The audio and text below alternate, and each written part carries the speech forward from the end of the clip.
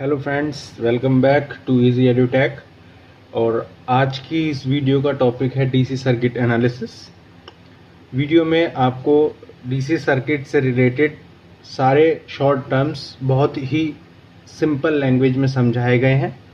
तो चलिए वीडियो शुरू करते हैं। पहला है network and circuit. It is an electric configuration in which various components such as a resistor, capacitor, inductor, etc. along with a voltage or a current source are connected to each other. नीचे एक circuit diagram दिया है जिसमें एक battery जो एक voltage source का काम कर रहा है और रजिस्टर 1, रजिस्टर 2 और रजिस्टर 3 ये तीनों कनेक्टेड हैं जो कि एक सर्किट फॉर्म कर रहे हैं।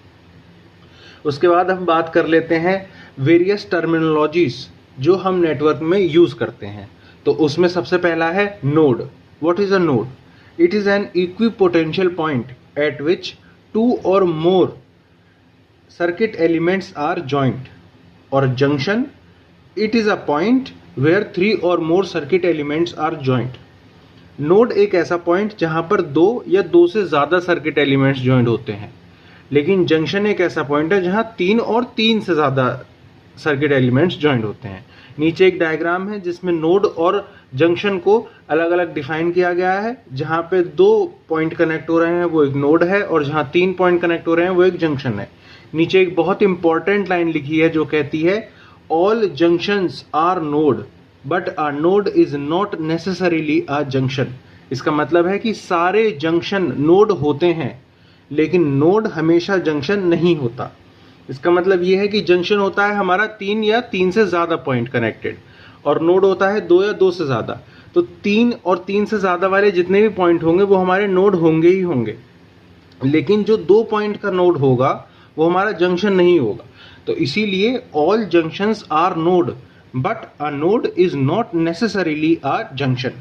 और उसके बाद है branch. It is a part of a network which lies between the junction / node and a point. Branch एक ऐसा पार्ट है जो 2 सर्किट एलिमेंट्स को कनेक्ट करता है। ये बहुत सिंपल लैंग्वेज में मतलब कि एक पॉइंट और दूसरे पॉइंट जो सर्किट का एक 2 पॉइंट है उनको ये आपस में कनेक्ट करता है, उसे हम ब्रांच कहते हैं। उसके बीच में ज़रूरी है कि एक कोई ना कोई सर्किट एलिमेंट होना चाहिए। जैसा कि हमने डायग्राम में शो किया है, जहाँ पे एक रजिस्टर है वो एक ब्रांच है, लेकिन जो 2 पॉइंट जिनके बीच में कुछ भी नहीं है, कोई सर्किट एलिमेंट कनेक्ट नहीं है, सिंपल एक वायर जा रहा है, वो एक ब्रांच नहीं है। This is not a branch. उसके बाद एक बहुत इंपॉर्टेंट पॉइंट है direction of current. The electric current always flows from higher potential to the lower potential similar to the flow of water. Such जब जो हमारा पानी जो है वो एक ऊंचाई से नीचे की तरफ गिरता है, एक ज़्यादा हाइट से कम हाइट की तरफ, ऐसे ही हमारा जो करंट होता है, इलेक्ट्रिक करंट होता है, वो भी एक हायर पोटेंशियल से लोअर पोटेंशियल की तरफ फ्लो करता है। So the electric current flows from positive terminal to the negative terminal.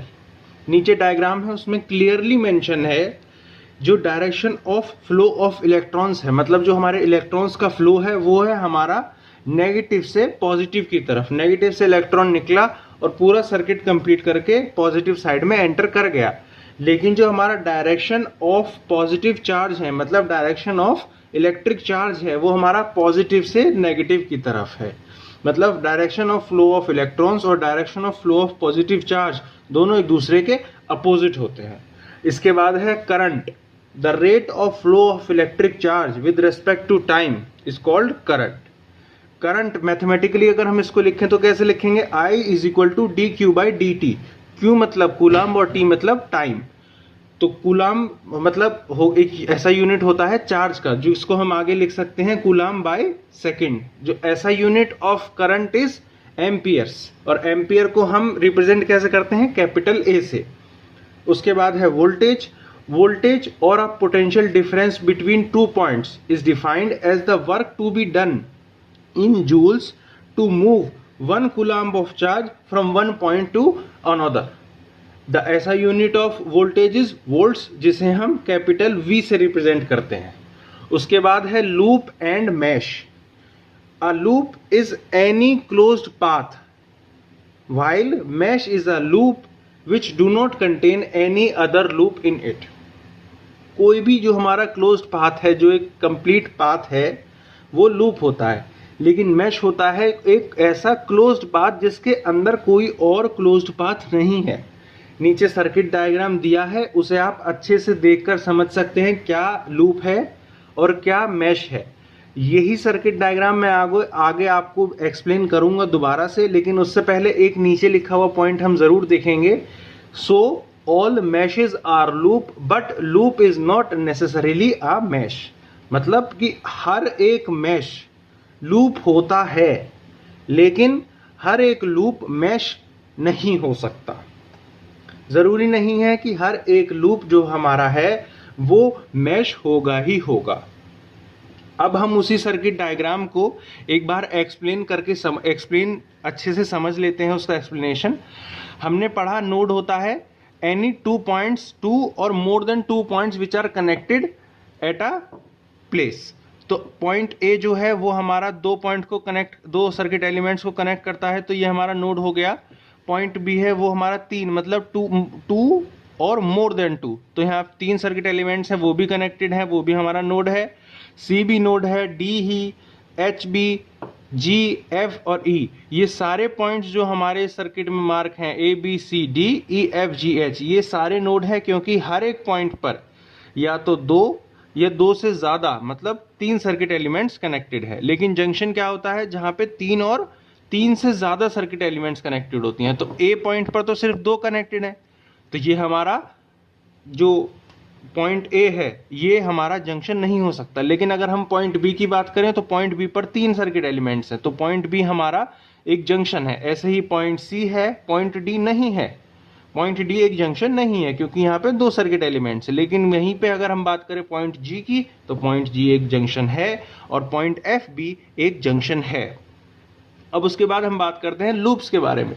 Loops की क्या डेफिनेशन थी, any closed path is called a loop. तो कोई भी एक क्लोज्ड पाथ, अब हम देखें सर्किट में कितने क्लोज्ड पाथ हैं, ए बी एफ ई, जो हमारा पहला लूप है वो ए बी एफ ई है।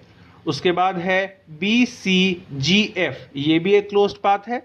और नेक्स्ट है हमारा सी डी एच जी, ये भी एक क्लोज्ड पाथ है। उसके बाद सिर्फ यही नहीं, और भी हम आगे अगर देखें तो A B C G F E, A B C G F E, ये भी एक हमारा क्लोज्ड पाथ है। और B C D H G F जो हमने यहाँ पे मेंशन किया है, ये भी एक क्लोज्ड पाथ फॉर्म कर रहा है, तो ये भी एक लूप होगा।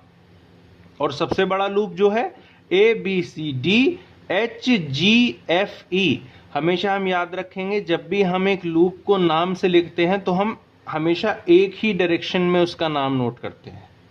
तो इसीलिए हम इसको लिखेंगे loop A B C D H G F E. लेकिन अब हमने क्या पढ़ा था कि मैश वो एक ऐसा क्लोज्ड पाथ होता है जिसके अंदर कोई और क्लोज्ड पाथ नहीं होता। तो ए बी एफ ई ये एक ऐसा क्लोज्ड पाथ है जिसके अंदर कोई और क्लोज्ड पाथ नहीं है। लेकिन ए B C G F E ये ऐसा क्लोज्ड पाथ है जिसके अंदर 2 और क्लोज्ड पाथ लाई कर रहे हैं। तो ये हमारा जो पाथ है ये मैश नहीं है, ये लूप है सिर्फ।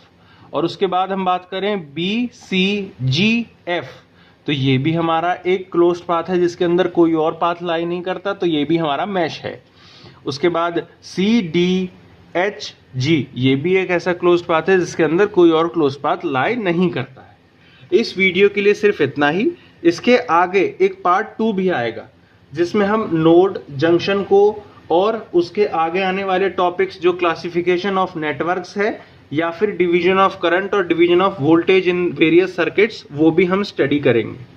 अगर ये वीडियो आपको पसंद आया है तो वीडियो को लाइक करें, कमेंट करें और चैनल को सब्सक्राइब ज़रूर करें और वीडियो को ज़्यादा से ज़्यादा अपने दोस्तों में शेयर करें।